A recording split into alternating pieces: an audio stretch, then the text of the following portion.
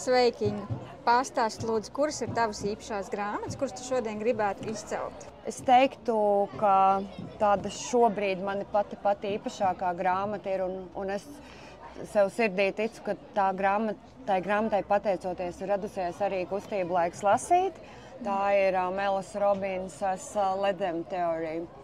Un šī grāmata visos iespējamos veidos ir mainījusi manu dzīvi tieši tik klišejiski un banāli. Netērēt savu enerģiju par to, ko domā un dara citi, bet tāds par pašu savu spēku. Jā. Tad man ir vēl pāris grāmatas. Tā ir Doktoru Klaunu brīnumainās spēles, un šī grāmata. Un šeit ir tieši tā arī rakstīts, ka tie ir terapeitiski stāsti, un manā gadījumā šie stāsti ir tādi, kuri manī pašā māca empātiju, māca arī sliktajās un sāpīgajās reizēs ieraudzīt labo, parādīt un tiem cilvēkiem, kuri ir grūtībās nonākuši vai grūtos brīžos, kā tiem palīdzēt. Viena no manām visu laiku mīļākajām grāmatām ir Initas Silas Tango ar misteriem 2V. Kas ir ar vēzi un ar vīrieti.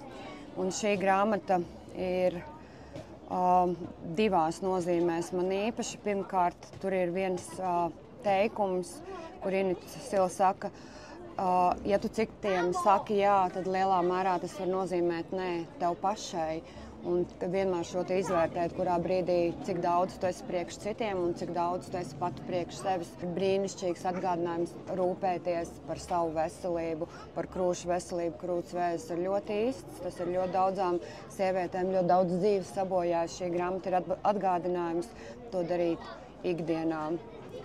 Un es paņēmu līdzi arī savu visu laiku top 1 grāmatu, kura man ir visu laiku vismīļākā grāmata. Tā ir šī mazā šķietami necilā Annas Gavaldes.